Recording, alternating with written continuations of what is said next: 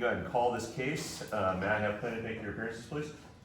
Yes, Your Honor. Good morning, Your Honor. My name is Ishan Chandani, and together I'm joined with my co-counsel, Ms. Howard, Good morning, Your Honor.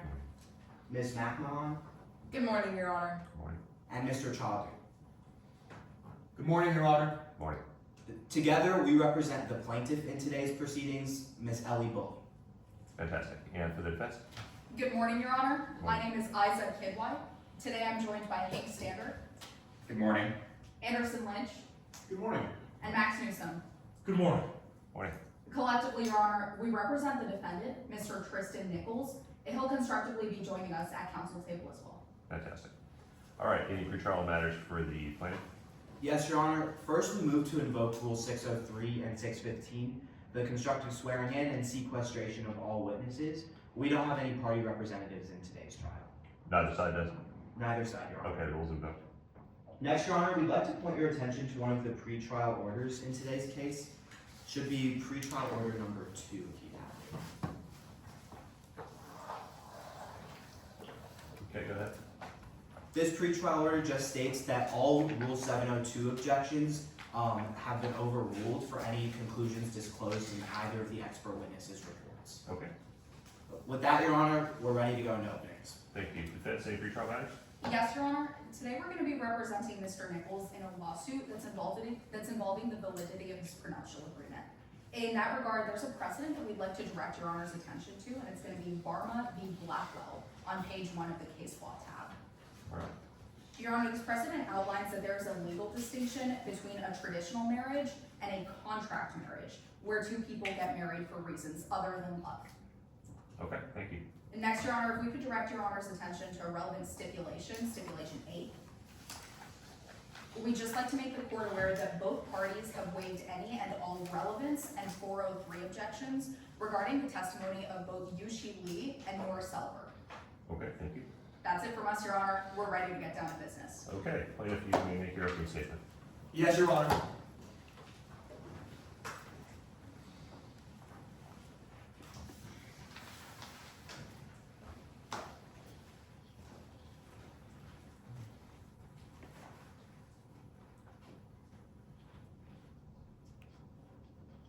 May it please the court.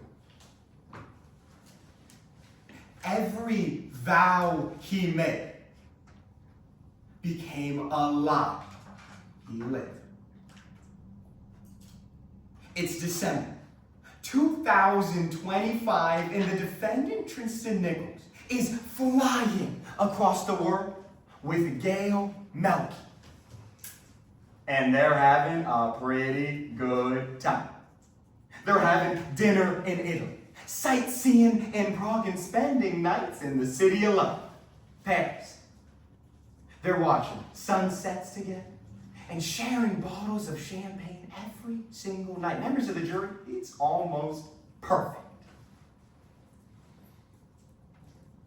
But the only problem with the situation,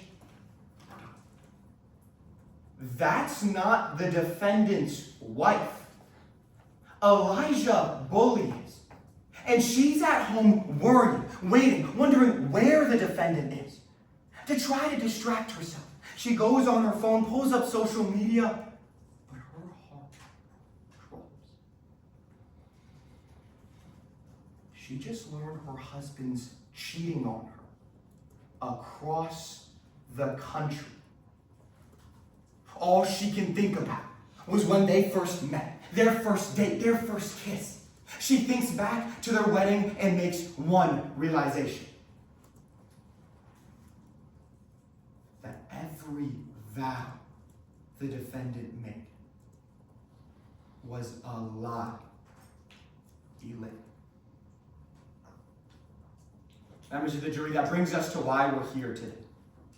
Mr. Bully is seeking to invalidate a prenuptial agreement she's got with the defendant because of two simple lies. The defendant was unfaithful during their marriage, and the defendant hid money. Now, it's our burden to prove both those lies by a preponderance of the evidence, or just more likely than not. And to do that, we're going to call two witnesses to this stand. First, we're going to prove that the defendant was cheating. You're going to hear from someone who spent every minute with the defendant. His old personal assistant, Miss Yushi Lee. She'll tell you how at the end of the defendant's relationship, he started disappearing for weekends on end, and when he would come back, he doesn't have his wedding ring on. Members of the jury, when he comes back, he's got a hickey right on his neck.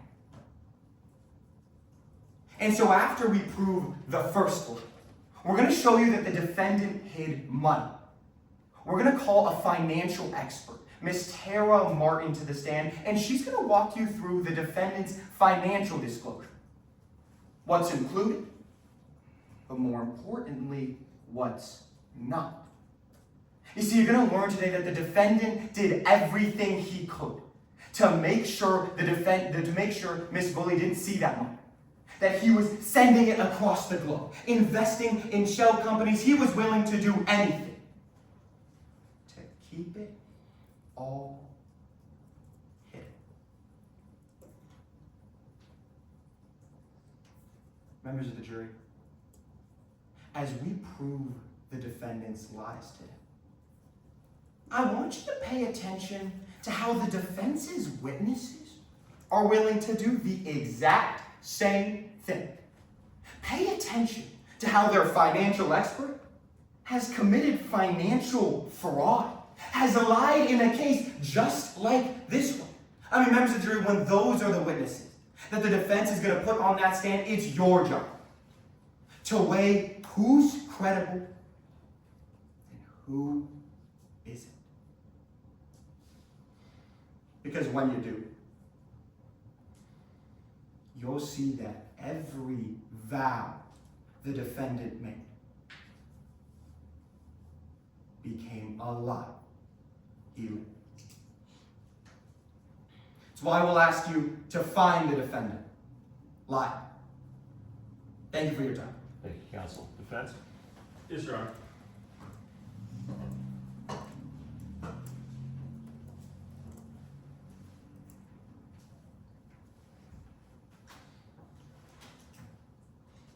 May I proceed?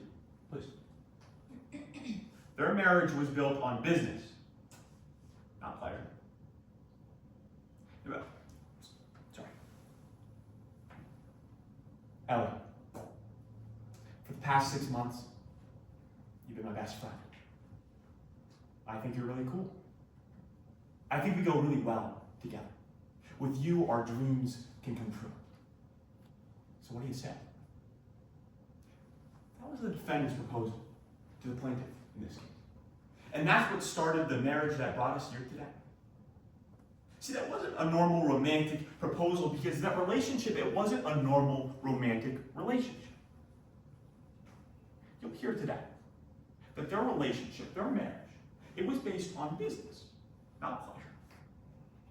To understand why, to understand the roots of their relationship, you have to go back 6 months before that proposal. You have to understand how it all started. Because 6 months ago, that's when the plaintiff first met Mr. Nichols. At that time, you'll hear that the plaintiff, they weren't exactly wealthy. They were an amateur artist who was struggling to pay bills.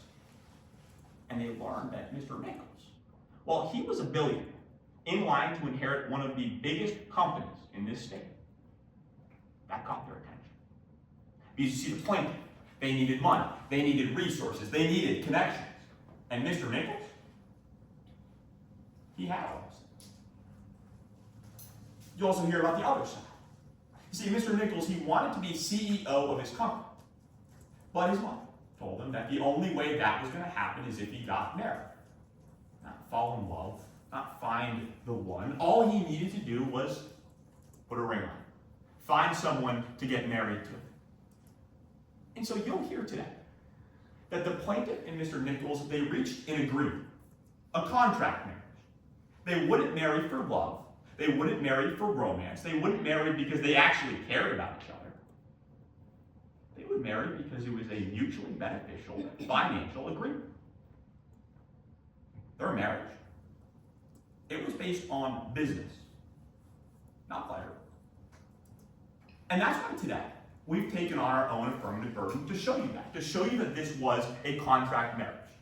Because in this jurisdiction, what the law tells us is that when two individuals are engaged in a contract marriage, when they're married not for romance, but for business, not for pleasure, it means that the law treats their prenuptial agreements a little bit different. It means that they can have infidelity and an infidelity clause is not enforced. Simply put, in a contract marriage, you can cheat on your wife and the law says it's okay. It also means for finances, there's a lower bar for disclosure. It means that any assets you don't personally control, you don't have to disclose. That means things like blind trusts, investment accounts that someone else controls that you don't have say over, those things don't need to be disclosed. So today, we're going to show you by a preponderance of the evidence that they were in a contract marriage, that the relationship, it was built on business, not pleasure. To do that, we're going to call you two witnesses. First, you're going to hear from the paparazzi that was hired to set up this contract marriage, to sell it to the public, to sell it to everybody that needed to be convinced it was real. They're going to tell you about all those interactions with the happily newly wedded couple and how they weren't actually a happily newly wedded couple, just a newlywed. They're going to tell you about how everything in that relationship was fabricated, set up beforehand by personal assistants. And then we're going to get to the business side of things. And you're going to hear from an expert witness who's going to go through Mr. Nichols' finances. And he'll tell you that Mr. Nichols did meet his full financial obligation when he disclosed all the assets that he controlled. He'll talk about some accounts that he did not have personal control over and tell you that for those, he didn't need to disclose them. I'm not sure if you've ever seen The Princess Bride, but similar to that movie, marriage is what brings us together today. But you're going to learn that the marriage at the heart of today's case, it isn't a normal marriage. Because it wasn't based off of love or romance, it was based on business, not pleasure. And that's why, at the end of today's case, we're going to ask that you find Mr. Nichols, not Blackwell. Thank you. Thank you, counsel. Wait, if you may call your first witness. The plaintiff calls Yushi Lee.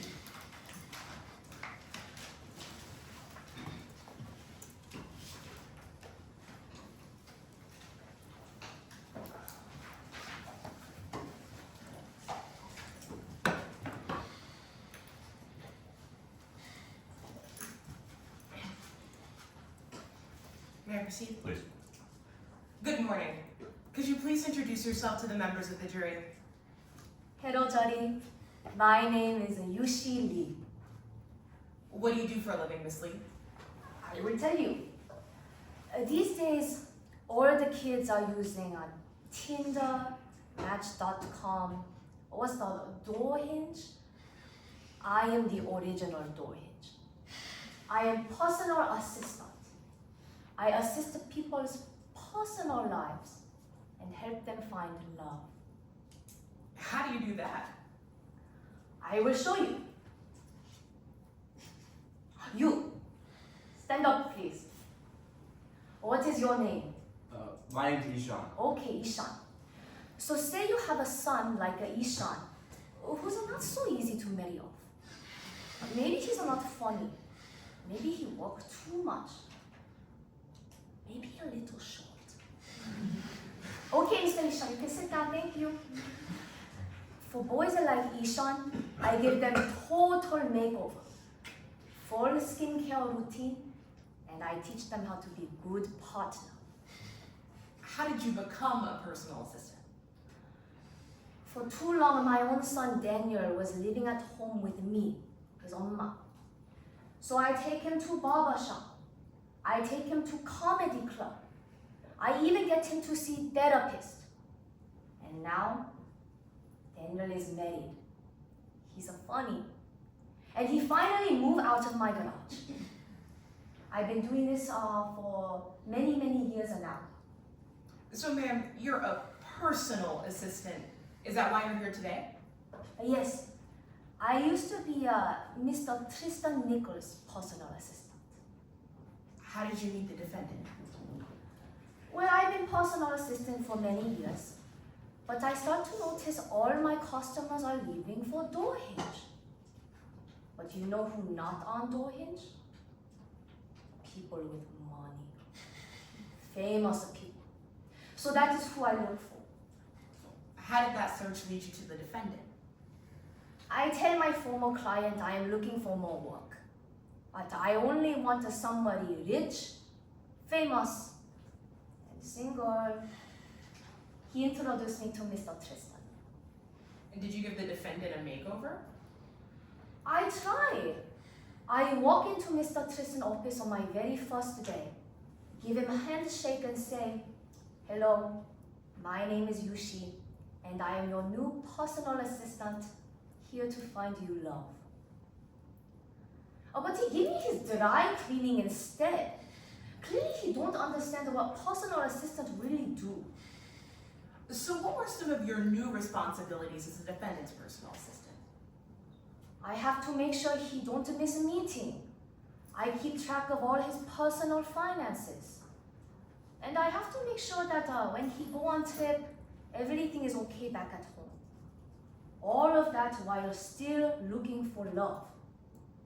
Why were you still helping the defendant look for love? It is my duty. But also Mr. Tristan tell me that his mom don't think he can become CEO unless he gets married. Did the defendant find someone to marry? Yes, he did. With my help. How? Every year, Mr. Tristan company hosts big party. They call charity gala. I am in charge of guest list. So I make sure everybody who is rich and single is there. Harry Styles, Khloe Kardashian, Derek Lee. Derek is my youngest. Daniel was easy, but Derek might be impossible. Is this party where the defendant met Miss Boyd? Oh yes, sorry. Yes, they meet at party, they start dating, then they get married. Were you at the wedding? Of course, a very beautiful ceremony in Italy. Did you hear the defendant say his vows? Yes. I watched him work so hard on those vows for weeks. And at the wedding, he said, "I've never found a love like this before. I promise to be honest and faithful." That's how I know I do a good job. Well, as a personal assistant, did you help prepare paperwork for their marriage? Yes, I watched them sign a pre-nuptial agreement. And did you read through the defendant's financial disclosure? Yes, that is paper that lists everything Mr. Tristan owned. Well, earlier you told us that as a personal assistant, you help manage finances. Were there any assets that you knew of that weren't on the disclosure? Yes, there was one. It was a company called the Secret Garden. What's Secret Garden? I have the same question. One day I'm looking around Mr. Tristan's office and I see paper. And it say, Yushi Lee, Secret Garden board member. Another Yushi Lee? I must meet her. Did you? No. Mr. Tristan said, "Do not worry about Secret Garden." Ma'am, you told us earlier that you used to be the defendant's personal assistant. Why'd you stop? Last year, Mr. Tristan started disappearing for one weekend every month, and he not tell me where he going. He forced me to do things I am not comfortable with, so I quit. What kind of things? Lying.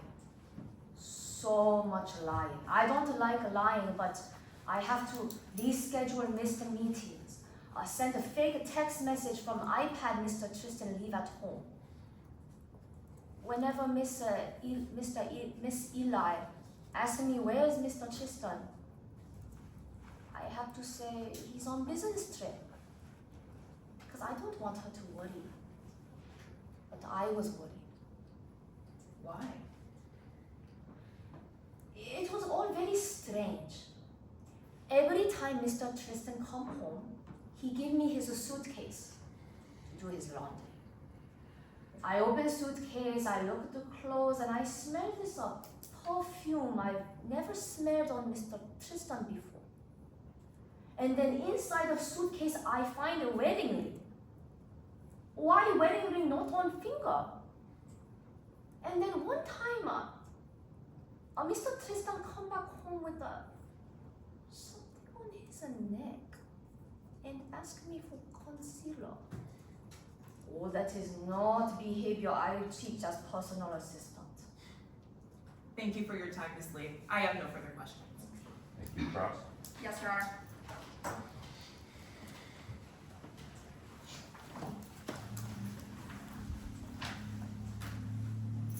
I proceed. Please. Good morning, Ms. Lee.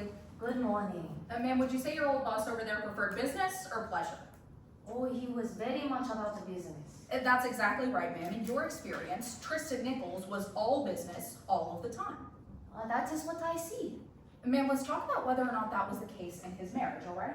Do you remember why he dated the plaintiff in the first place? Yes, his mother tell him he must get married to become CEO. Exactly, ma'am. He dated her to make a point to his parents. That is true. At that point, he was trying to prove to his parents that he could find someone stable and settle down, right? Yes, I think so. Ma'am, at that point, the reason that he had to prove to his parents he could settle down was because, like you said, he had to get married to become the CEO of his company. Yes, sir, that is what he tell me. His parents told him either he gets married or he'll never become CEO. Yes, sir, that is what I hear. Truth be told, ma'am, Mr. Nichols had to convince them that he was capable of finding a wife. Yes, and thank God he had me. All right, ma'am, so you find him this bully, and then you hire paparazzi to go out and take pictures of them on dates. True? That is correct. You hire the paparazzi to take pictures of all of their private moments. True? Yes, sir, make sure they look very happy together. Ma'am, you made sure that every date they planned, it took place in public. That is true. Even those vows that you just read to Miss Howard, ma'am, those vows were said in public. That is correct. It was at the wedding. Ma'am, as soon as Mr. Nichols and the plaintiff started dating, you put that paparazzi on speed dial so that you could call them when they were together. Yes, sir, that is true. I don't like messing around with my phone. And ma'am, the paparazzi that you called, they took some pictures, right? Correct. You'd agree that those pictures of Mr. Bully and Miss Nichols' relationship, they ended up coming out pretty convincing. Yes, I thought so. I think they are in love. Ma'am, on camera, they look like a real couple. They look like a real couple to me, yes. Ma'am, they don't look like a real couple to you once those cameras turn off, do they? Oh, what do you mean? Well, ma'am, on camera, they look like a real couple, true? Yes. Off camera, their relationship starts to look a lot less clear. I don't know. I think they're in love. I have to bring them together. Ma'am, it's your testimony that their relationship did not look a lot less clear off camera? Let's clear off camera, but I still think they're in love. Ma'am, let's talk about whether or not you have evidence to back that up. How long were you Mr. Nichols' personal assistant for? For many, many years. I was with him since he started as a VP of Finance before CEO. How many years would you say? Oh, it's been a long time now, so maybe around 10 years? All right, ma'am, 10 years. How many hours a day would you say that you spent with him? Well, many, many hours because not only does he have me at office, but he had me at home doing laundry. How many on average, like 6, 7? Oh, sure. All right, ma'am, let's go 7 hours a day for 10 years. During that time, you'd answer his phone calls, right? That is correct. His texts, That is true. his emails. Yes, he gave me iPad, so everything bigger for me to see. And ma'am, it was your job to set up his schedule. That is true.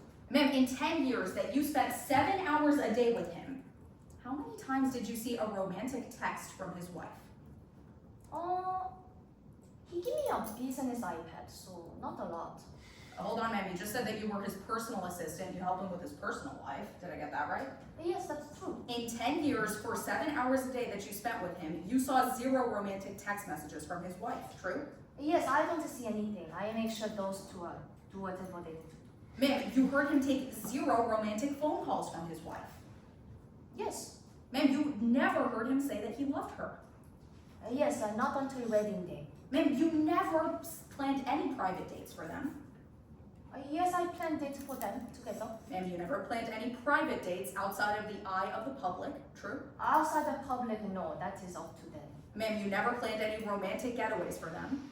Oh no, that is up to them wherever they want to go. Ma'am, 10 years, 7 hours a day, you saw 0 romantic phone calls, 0 romantic texts, 0 private dates, 0 trips together. Ma'am, does that sound like a loving relationship to you?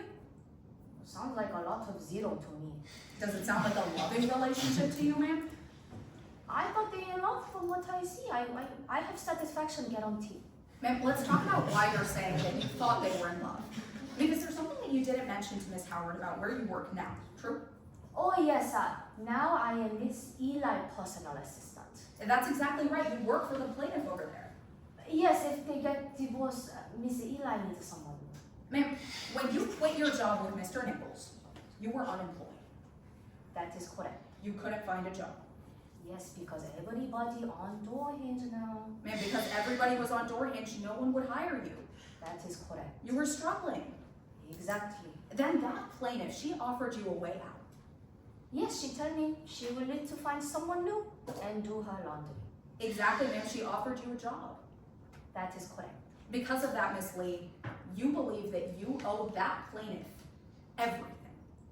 Oh yes.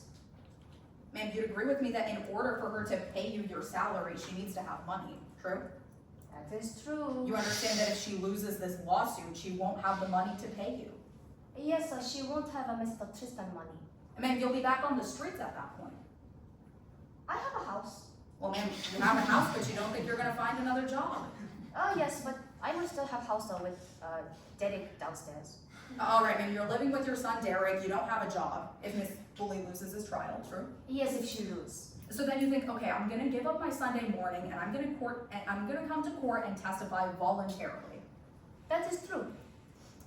Ma'am, I gotta ask, I mean, when people are saying, why did you give up your World Cup final Sunday to come testify in court, you're gonna say, well, there was one reason. I'm not into soccer.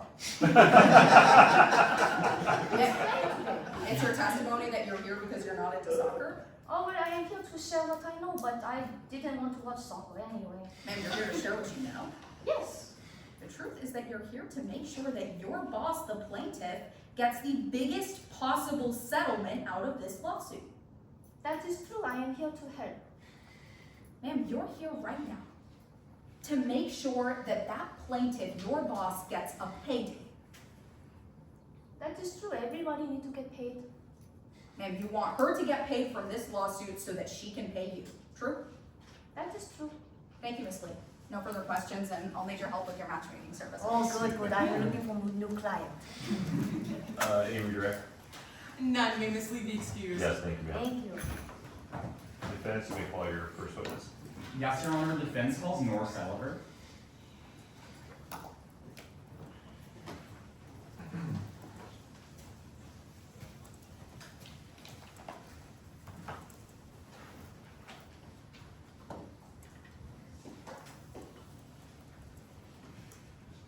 Hey, begin. Please.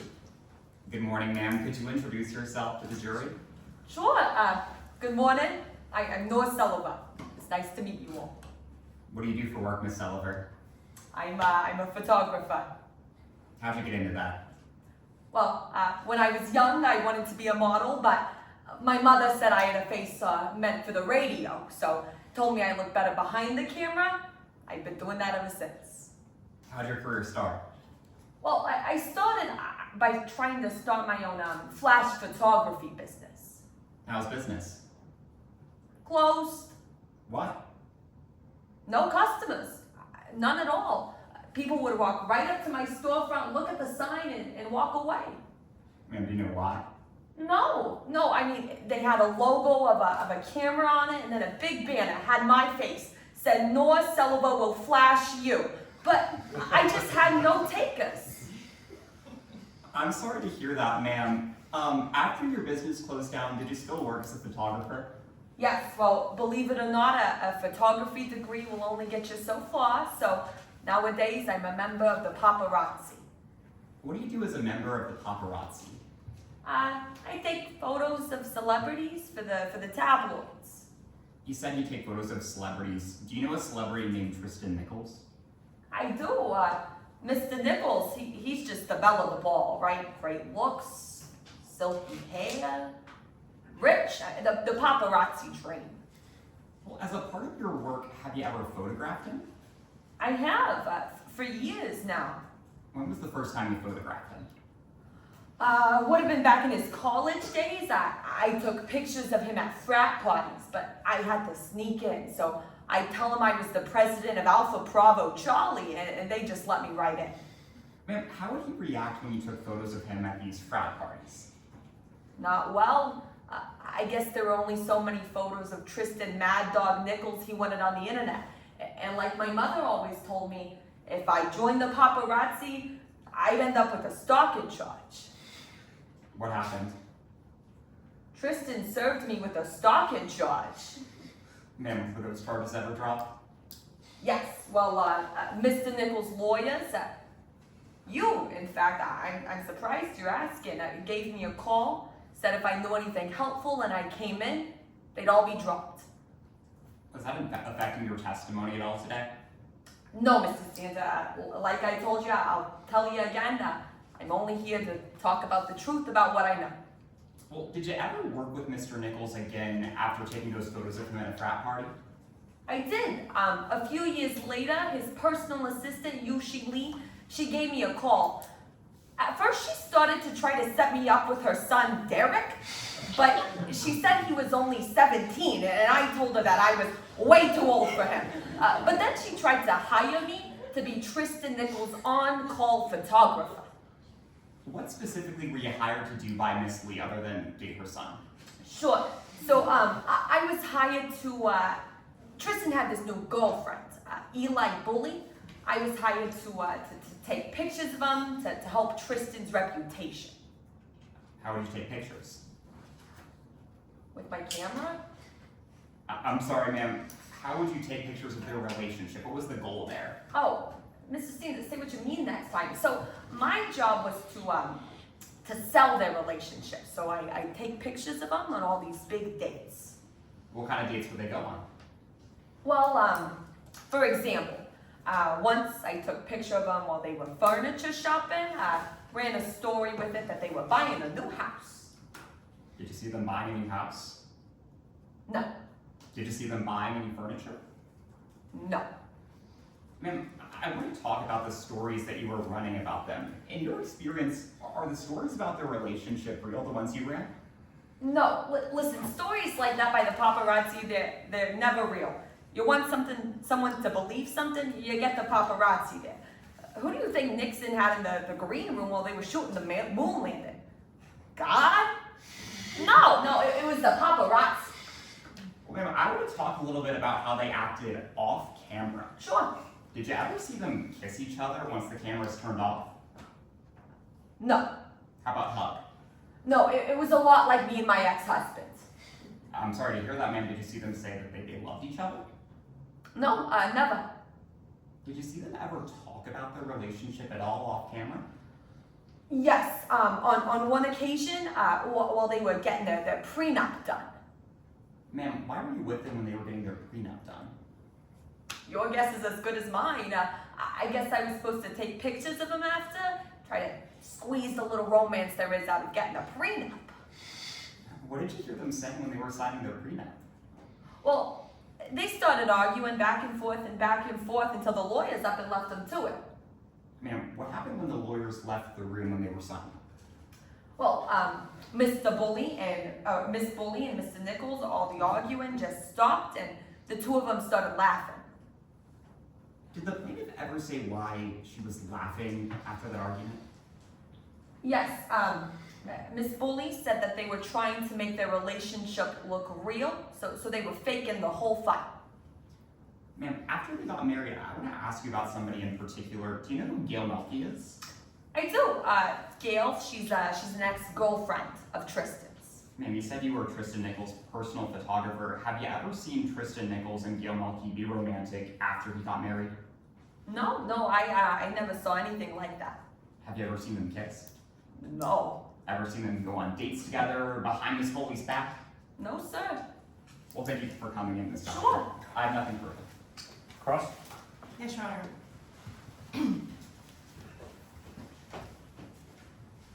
Miss Sullivan, let's start with what you do for work. Sure. It's your job to make sure people believe what they see. That's right. Like I said, we set up all these pictures, put them in the tabloids. Like you told us during your conversation with Mr. Standard, you want someone to believe something, you call the paparazzi. That's right. Nixon was the first to do it. That's exactly what you do. I do. Capturing high-profile dating scandals. That's right. Try to sell relationships, things like that. That's exactly what you did for the Nichols family. That's true.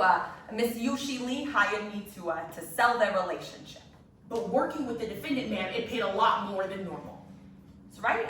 Mr. Nichols, he's got a pretty penny to his name. Let's see if we can figure out why that is. He's rich.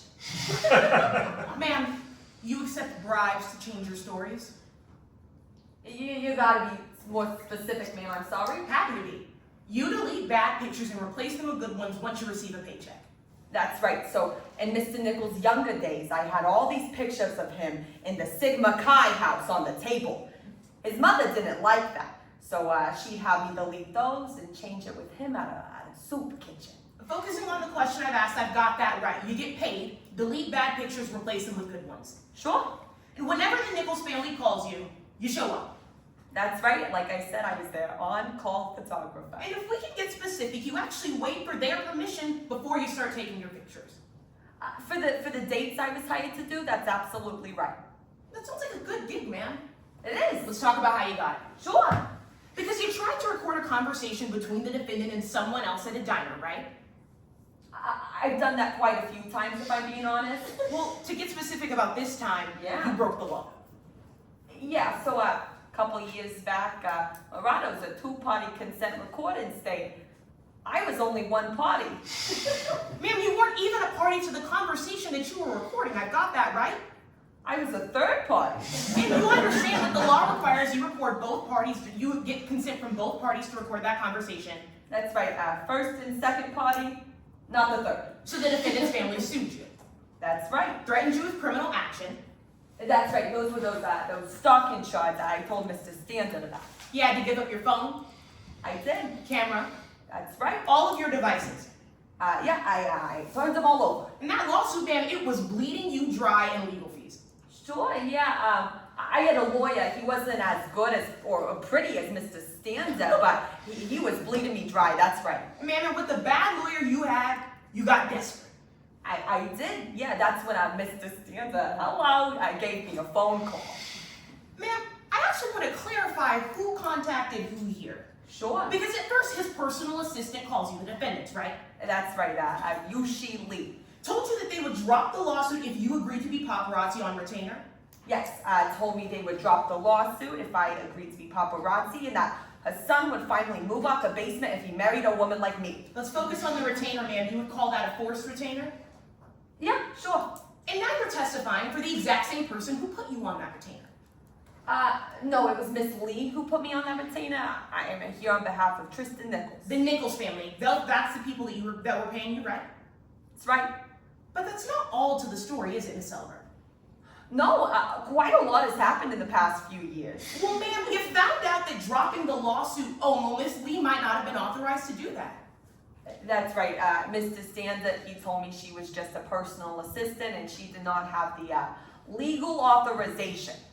You were terrified. That's right. And you actually left something out during your conversation with Mr. Standard. You reached out to the defense attorneys, right? Yeah, that's right, after I heard they were getting divorced. And you asked if there was anything that you could do to be helpful. Well, they asked me if I knew anything helpful, that's right. That wasn't the question I asked about. You asked if there was anything you could do to be helpful. Sure, I told him I'd been around for a few years. He told you that if you helped him, the defendant would forget about everything. That's right, if I knew anything helpful and I came in, those charges would be dropped. Now you're in court, telling the jury this relationship was fake. That's the truth. Nothing further. Redirect? No redirect, Your Honor. We should be excused. Yes, thank you. Thank you. All right, give us a moment to do our balance, please.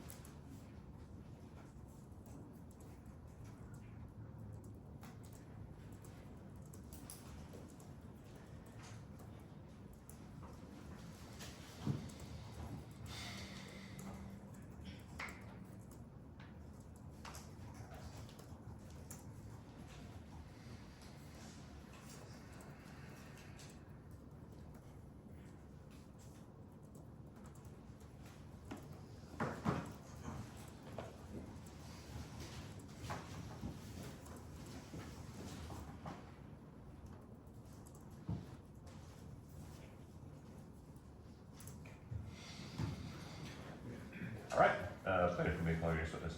Yes, Your Honor. Plaintiff calls Miss Tara Martin to the stand.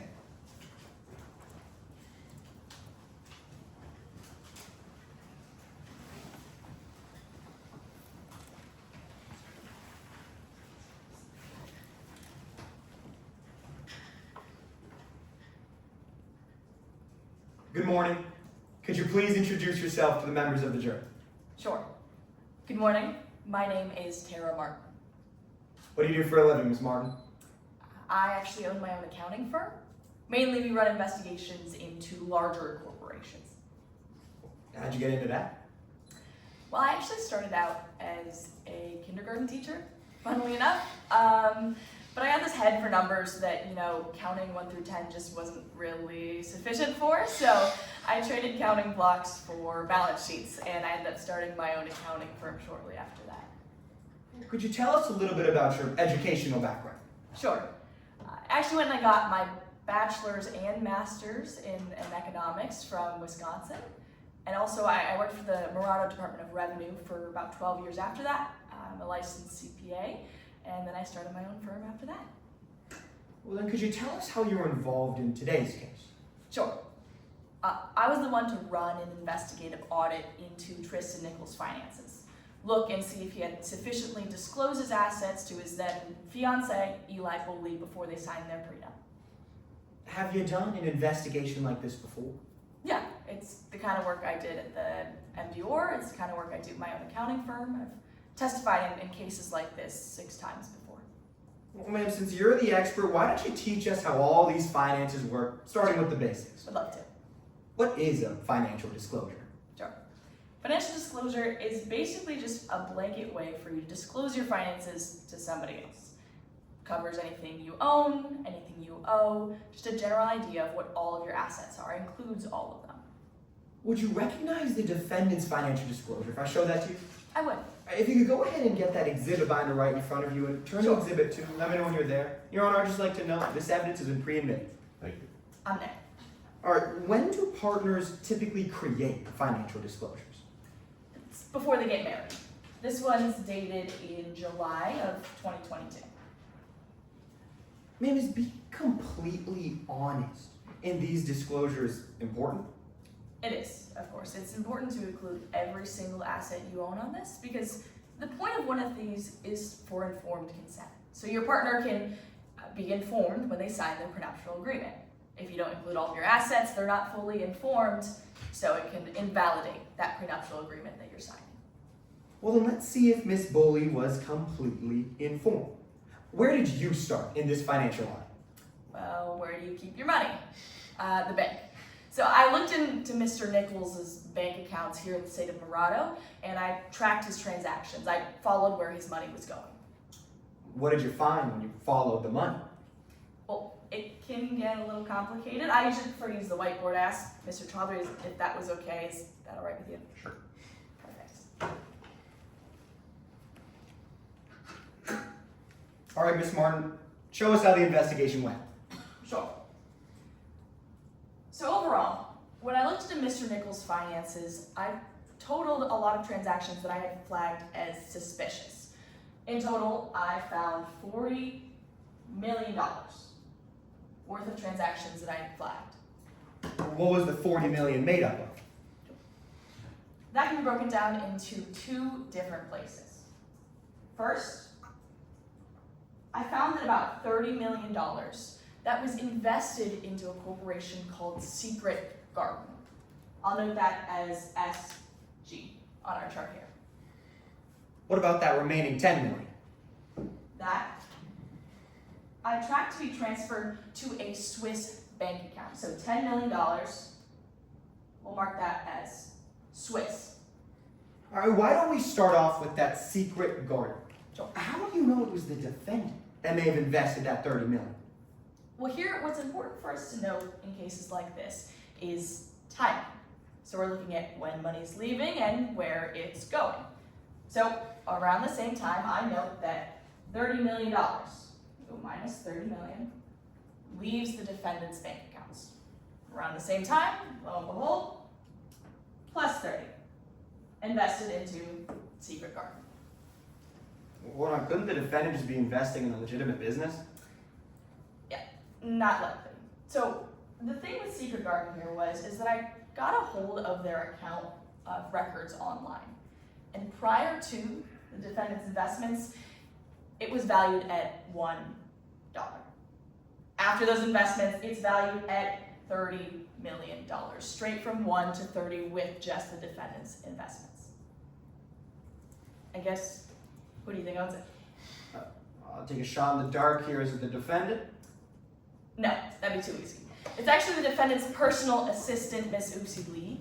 She was the one who was listed as owning that company online. I mean, now that we've talked about the 30 million, tell us about that other 10 million. Sure. That one, a little simpler, because that we're looking at exactly where that money was stored. Here, it was Switzerland. Why is that important? Well, because of privacy laws, Switzerland's commonly where people store their money to hide it. You don't know who owns the bank accounts there. And we know it's likely the defendant because of that similar timing reason. Around the same time, we take 10 million from the defendant's accounts and plus 10 million into that Swiss bank account. What if the defendant was just sending money to his account in Switzerland, though?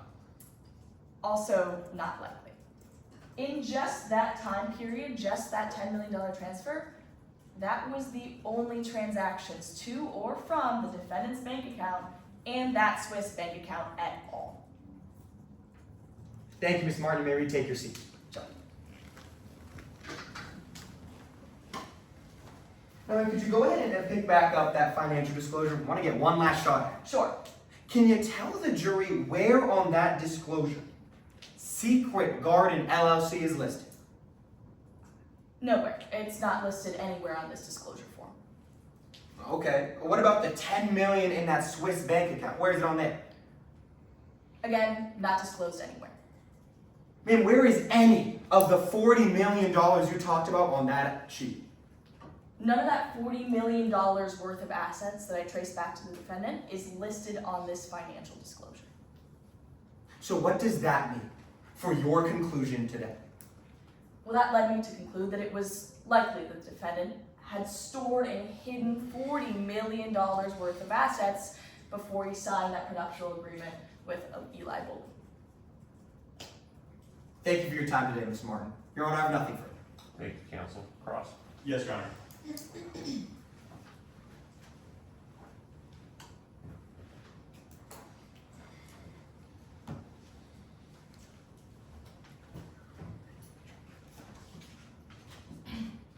May I proceed, please? I just want to pick up right where you left off, Ms. Martin. Loves it. You agree with me? You actually said that you have to include every single asset under financial disclosure. That's what you said, right? Right, every asset that you own. That's not entirely true. It's every asset that you control, right? Right, like I said, it's every asset that is your own, every one that you own. So if Mr. Nichols had transferred money into a Swiss bank account that someone else controlled, he wouldn't have to disclose that on his financial disclosure, right? Right, exactly. Like I said, that's why people transfer things into Swiss bank accounts. Because of their privacy laws, you can't find out who owns that bank account. So bring it back to my question. If he didn't control these accounts, he wouldn't have to disclose them. Exactly, that's right. Man, you were unable to determine who controlled either of these accounts, right? Right. Secret Garden was listed under his assistant, Usi Lee. Swiss bank account, you can't find out because of privacy laws. Let's talk about why we don't know if the defendant controlled those accounts. Okay. Because you agree with me, it's standard practice for you to interview the person you're investigating, right? Right, it can be. A pretty simple way to know if he controlled these assets is to call him up and ask him, right? Right, if he told the truth. Ask him if he had a Swiss bank account. I could. Ask him if he controlled Secret Garden LLC. Right. I didn't do that because in a previous investigation I actually ran at Mr. Nichols. When I did an interview like that, it didn't provide any help. We'll talk about that previous investigation, but that's no, you never called up Mr. Nichols in this case, right? No. Even though that's standard procedure? Right, it is. I didn't find it to be helpful when I did it previously. Well, let's talk about why you didn't follow standard procedure in this case. Let me ask you this, Martin. Is it okay for an investigator to have bias in a case? Not usually. They can disclose it when they do their investigation, however. Not usually. Are there times when it is okay? A lot of times you can actually disclose any sort of bias or anything to declare when you're going into an investigation. can be common. Disclosing bias, I actually noticed that was something you didn't do a moment ago in direct. No, I said I actually just previously conducted an investigation into Mr. Nichols. But that's not quite the extent of your bias, because you actually hate Mr. Nichols, right? Well, I think there's no ethical billionaires, if that's what you mean. And no ethical billionaires eat the rich. Those are your words, right? Honestly, yeah, that's right. You hate rich people, right? Yeah, I don't think you become a billionaire ethically. You hate Mr. Nichols because he's rich. Billionaire, sure. But that's not the only reason why you hate Mr. Nichols. It's also personal for you, right?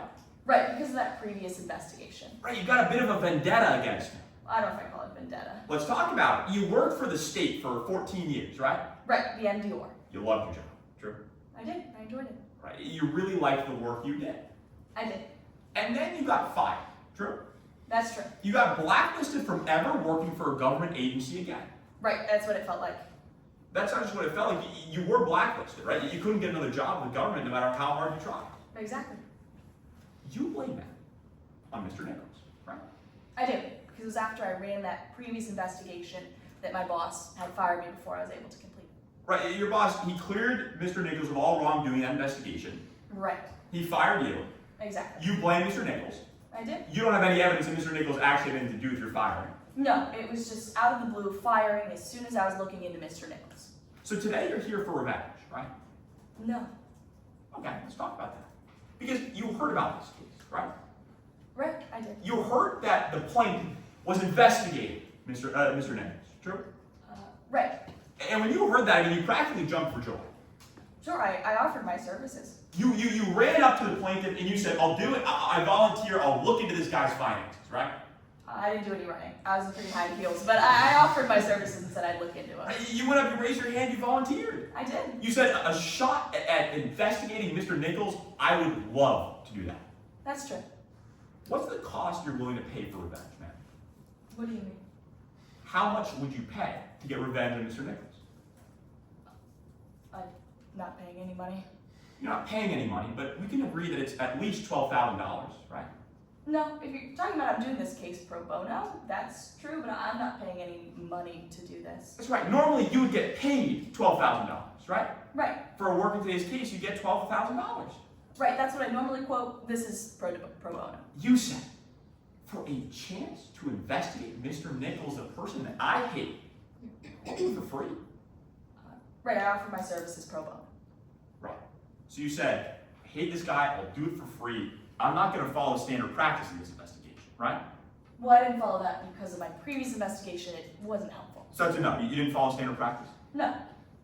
Let's talk about why you didn't care to give him a call. Because you agree with me, you came into this investigation of the man you hated with a predetermined conclusion. No. Well, as you told us earlier, for men like Mr. Nichols, it's not about if they did something wrong, but how they did something wrong. Right. Again, that was looking at my previous investigation. I thought there was embezzlement, corruption in this company. This is a different issue. That's a yes, though. You think for Mr. Nichols, it's not if he did something wrong, it's how he did something wrong. Right. Not saying he definitely hid assets. That's not how that works. Right. So when you saw these accounts, you didn't bother to call him up and ask about control, right? No, I didn't. Right. You just assumed that that was how he did something wrong. No, I looked into the control for both of those assets. Well, you weren't able to find control, were you? No, I And you didn't. say you looked into control. You didn't follow the standard procedure to look in. Objection, Your Honor, to asked and answered. He already asked this line of questioning in the beginning of the cross-examination. Response. Sure. She just said she looked into it, but she didn't look into it. Looking into it would have been giving a call. I'm contradicting. Overruled. Yes, Your Honor. So when you say you looked into it, you actually did it, did you? No, I did. I looked into it through every avenue that was not calling him. And then you stopped, right? You said, I'm not going to call. Right. Okay. Thank you. Nothing further. Redirect? No, Your Honor. I just asked Ms. Tara Martin to be allowed to step down. You guys sit down there, thank you. Thank you, sir. Okay, call the next witness. Yes, Your Honor. The defense calls Lynn Meyer to the stand.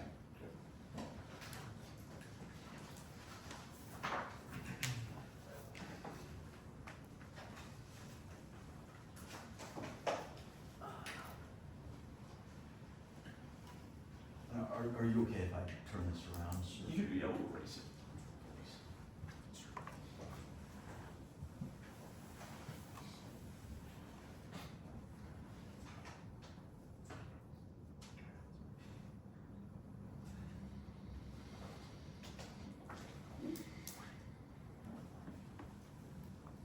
Have a seat, please. Good morning. Could you please introduce yourself to members of the jury? Hi, my name is Lynn Meyer. I'm a forensic accountant. How did you get into accounting?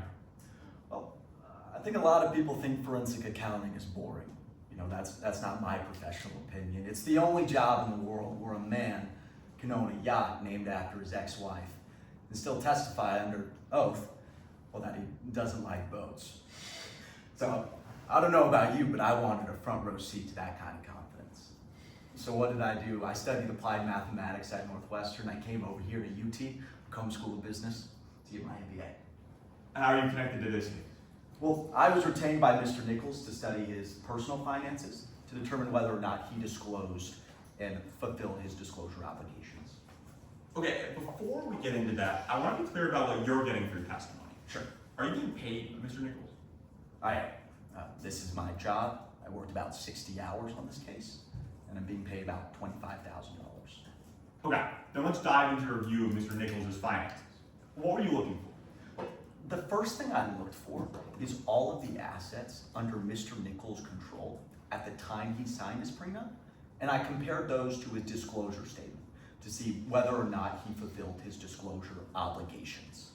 Why is having control over assets important? Well, if you don't have control over those assets, you're not required to disclose them. In other words, if you don't have control over an investment or an account or an asset, you don't need to tell your wife or your husband about it before you get married, legally. How do you determine if someone has control over their assets? Well, it might be more helpful to give a demonstration. Is that okay? Sure. Great. Join me in the lab. Sure. And Mr. Newsom, would you mind joining me here for a second? Sure. Great. And Mr. Lynch, if you have some money, that would be, it's a robbery. I'm just kidding. $5 would be great. All right. All right, now I'm going to show you how to restructure your assets so you can transfer control over to somebody else. Now, we all saw that Mr. Lynch here just gave me $4, but let's let our imaginations go wild for a second. That $4, $4 million, okay? All right, how do you transfer control of that money? Well, there's lots of ways to transfer money. The first way I can do it is transfer it directly to you, Mr. Lynch. Now, this can be problematic. Why? Well, mainly because of taxes. And so a lot of people will use third-party mediators.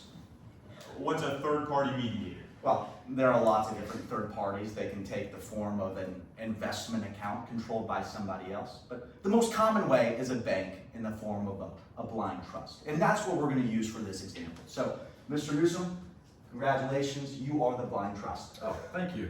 How does a blind trust work? So let's say, instead of giving this money directly to Mr. Lynch, I am going to give it directly to that blind trust. And Mr. Newsom, I'm going to say, you know what? You have that $4 million. And let's say for the next 3 years, you can do whatever you like with that money. You can invest it, you can accrue some wealth, and in fact, you have an extra dollar on you right now. You know, I actually... Let's add an extra dollar to it. Let's accrue that wealth.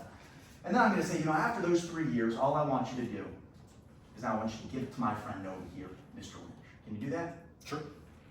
That's why it's called a trust. All right, I want to take this example and apply it to this case in Mr. Nichols' finances. Sure. Did you review Ms. Martin's report in this case? I did. I noticed that Miss Martin identified 2 accounts that she believed Mr. Nichols hid assets in.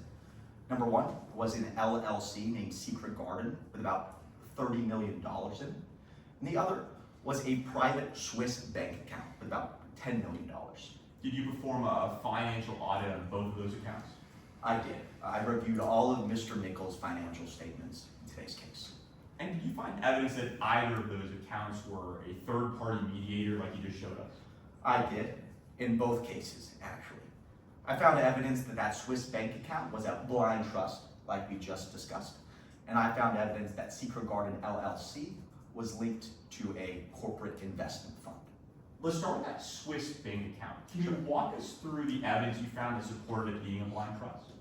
Well, sure. I saw that Mr. Nichols had invested around $10 million into that Swiss bank account. And coincidentally, around the same time, around $10 million was invested into a Swiss hospital. Now, for my line of work, that's consistent with Mr. Nichols establishing some sort of trust fund for charitable donations. And like we just discussed in this example, Mr. Nichols would not have had control over those assets. So using our example, what would that Swiss account, the Swiss bank account would have, who would be that Swiss bank account? Sure. So in that example, Mr. Newsom would be that Swiss bank account, and you would be that Swiss hospital, Mr. Lynch. All right, turning to the Secret Garden LLC, what did you find when you reviewed that account? Well, Secret Garden LLC seems to be a different type of third-party mediator.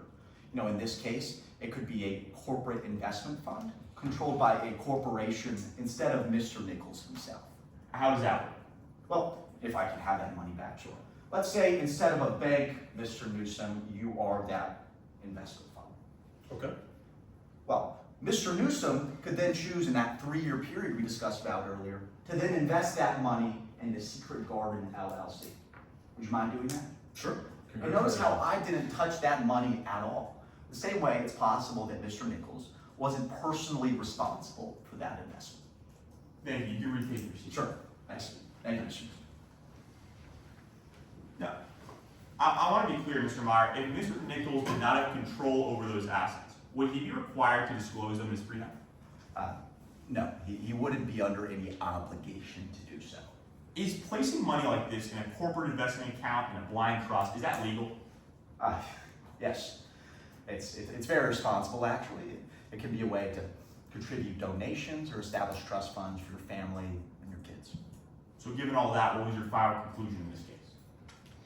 My final conclusion in today's case was that Mr. Nichols satisfied all of his financial disclosure obligations, and I didn't see any evidence that he hid those. Thank you. Nothing further this time, Your Honor. Thank you. Proceed. Yes, Your Honor.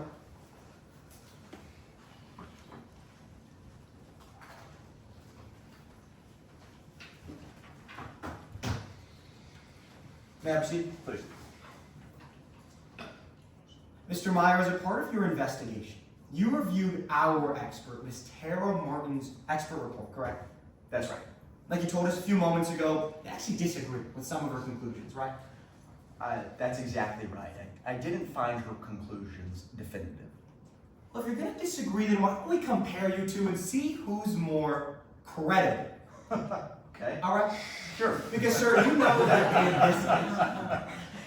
that in this case, the defendant's finances were audited and reviewed, correct? Yours truly, yes. You know that our expert, she has a CPA. She's a certified public accountant, right? That's right. You are not a certified public accountant. No, I studied at UT. And didn't get your CPA at UT either, right? Just my MBA, sir. Mr. Meyer, you know that our expert, she's testified in court as an expert 6 separate times, right? That's right. This is your first time testifying as an expert. That's right. You know that our expert has worked on cases that involved potential contract marriages, right? Correct. You've never worked on a case that involves potential contract marriages. No, sir. My financial work is limited to the numbers. You know, sir, I gotta say, our expert has never been found liable of financial fraud, right? That's right. You have? I have, sir. I didn't do anything wrong, but that's what the court decided. Didn't do anything wrong, but they find you liable for lying about finances. That's what the court decided, sir. But you're saying, no, I didn't do anything wrong, though, I swear. That's right. Sir, let's see if you have reason to do that in this case. Because the truth is, Mr. Meyer, you would be willing to lie for the defendant to make sure he wins today. No, sir. You're saying that's not true. But wouldn't you agree? You learned you can make a lot of money bending the rules for someone like the defendant. Wouldn't you agree? Well, that's right, sir. As a financial auditor, tax loopholes are a big part of our business. We try to provide the best work for our clients. I didn't say tax loopholes. I said you make a lot of money bending the rules for someone like the defendant. Sure. Mr. Meyer, so much money that you would say if you landed the defendant as a client, you'd be financially stable for the rest of your life. Sure. That's the case with most of my clients. And with the one you're testifying for today too, right? That's right. And Mr. Meyer, we can agree, you certainly are here to try and land the defendant as a client, aren't you? Well, of course, I do my best work for all my clients. Well, sir, I'm not talking about all of your other clients right now. I'm talking about this one. Sure. And for this one, you saw this case as an opportunity to land him as a client, right? That's right. All my cases are opportunities. And so it's not like the defendant came to you looking for help, right? No, I offered my help. Right, the moment you heard he was being investigated, you went up to him and said, hey, I'll look into your finances for you. Remember that? That's right. You said, hey, I will help you in this case. That's what you said. That's right, sir. That's my job. And so I noticed in direct examination, you told us that you were paid $25,000 for your work in this case, right? That's right. So you left something out, didn't you? Well, I'm being paid an extra $10,000 to testify in court today. No, sir. When you went to the defendant, you offered him a discount for your services, didn't you? Well, sure. Sir, that's because the truth is, you think this case can be the start of a business relationship, especially if the defendant wins. That's right. Thank you for your time, Mr. Meyer. Your Honor, I have nothing further. Thank you. Redirect? Yes, Your Honor.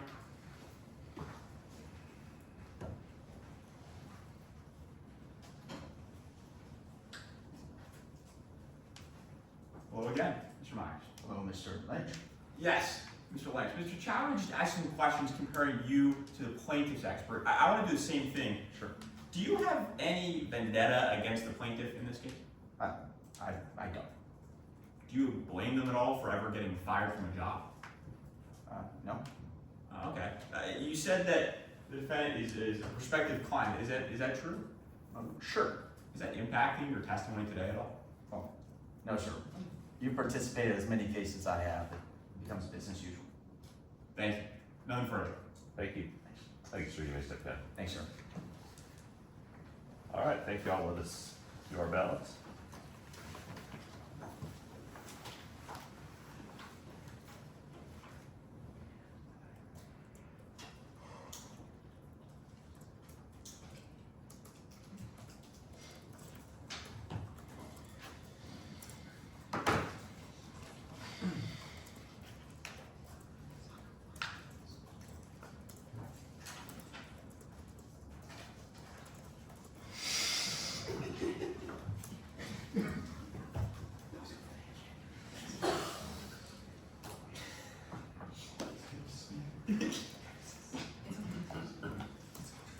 You all done?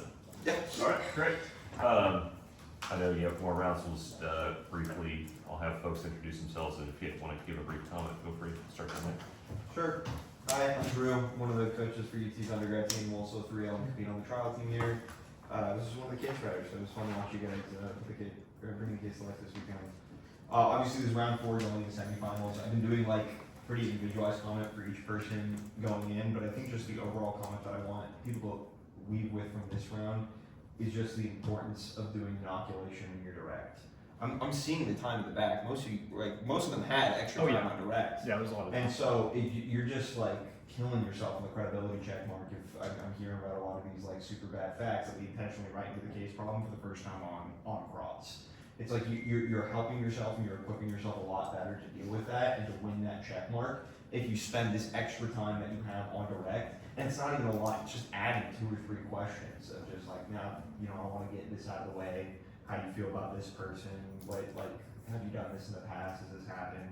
I just think that's super, super important to stop believing on that check mark.